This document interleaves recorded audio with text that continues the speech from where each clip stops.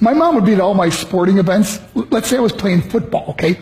My mother would be on the sidelines, and if the play on the field started going one way, my mother would run along like, Mark, get him, get him! I'd be like, oh my gosh.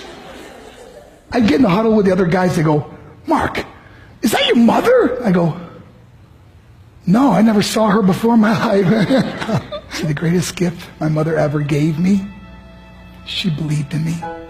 I have overdosed on drugs on 3 occasions where I should have been dead. But I believe I was kept here for a reason.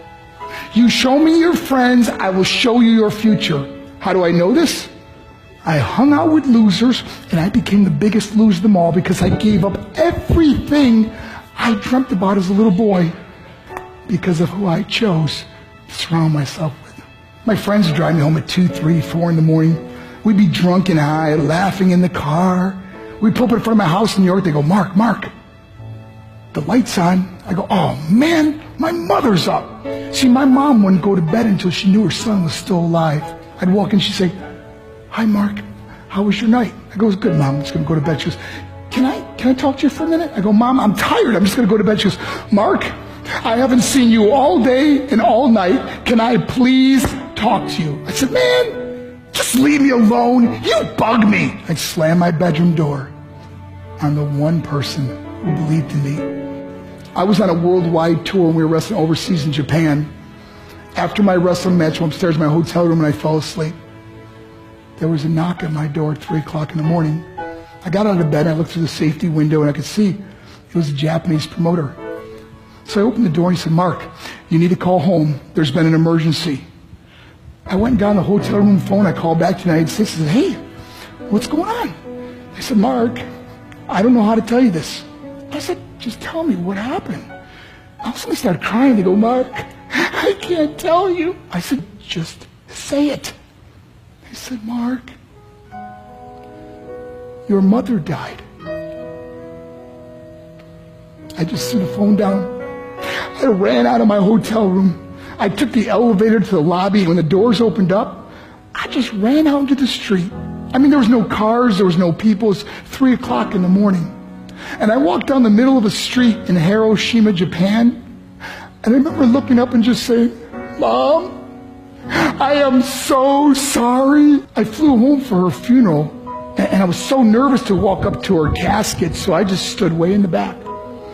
And I kept looking from a distance. I kept thinking to myself, Mom, please wake up. Please get up. And then I finally got the nerve to walk up to her. And as I got closer, I could see my mom for the first time. I mean, she was so beautiful.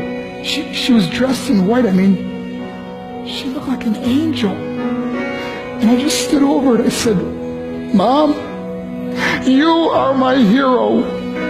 Everything I am, everything I hope to be was because of you. You loved me so much. You gave me a life. You're the only one that ever believed in me. How did I repay her? By getting drunk, by getting high, by getting stupid, by hanging out with losers? For what? All she ever wanted to do was talk to me. I wish I could talk to you now, Mom. I wish you could see what I'm doing. Why couldn't I have been a better son? We are defined by our choices. But if you surround yourself with people involved in drugs and alcohol and pills, it's a dead end. I'm not here to preach to you. I'm here to tell you I lived that life. It leads to broken hearts, broken relationships, broken dreams, and death. For what? To get high? If you have a mother or a father, when you go home, tell them how much you love them.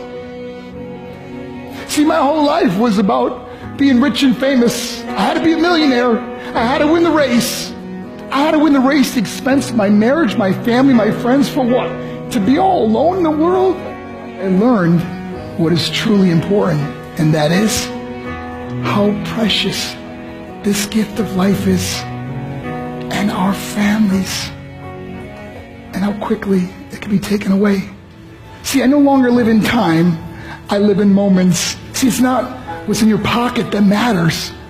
It's what's in your heart that truly matters. Love Love is just a word until somebody comes along and gives it meaning. You're the meaning.